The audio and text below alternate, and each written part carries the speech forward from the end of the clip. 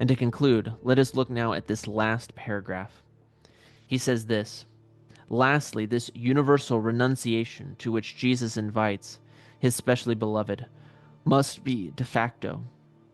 To attain to the highest degree of evangelical perfection, it is not enough to be detached in heart from things of this world. They must have an abandoned in fact, such as indeed the sense of the passages above quoted, right? And as you guys can see here, this is the teaching of Saint Jerome.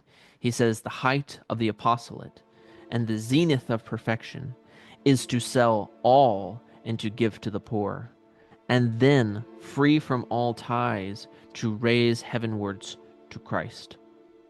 For those people who are called to live this life of perfection in a radical way, particularly in the life of the religious, you must sell all that you have and give to the poor. This is why in the Holy Rule of St. Alphonsus Liguori, still followed today by the few traditionalist, redemptorist groups that are out there, what do we find? You do not even own the collar, the pins in your collar. You do not even own your own socks. They are all given to you by the superior of the order for your own rightly ordered use. This is the life of the radical Christian, the life of our Lord, perfect imitation of our Lord's life. He concludes and he says, this absolute detachment is what was practiced by Jesus himself. From the crib, which we long for in Advent and we celebrate in Christmastide, to Calvary, right, which we meditated upon in this Lent, he lived in an unceasing renunciation of all that is earthly. He says, our Lord, quote, the foxes have holes and the birds of the air have nests.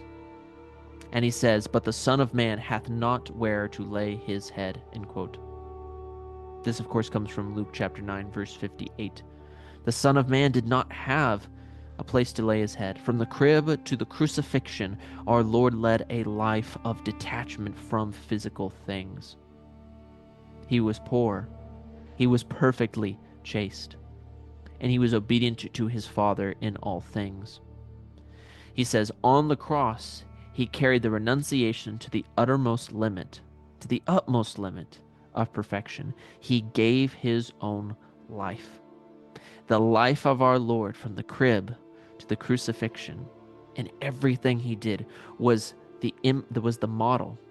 And we are supposed to imitate that, not just in doing some good, not just in going to church on Sundays, but in radically imitating our Lord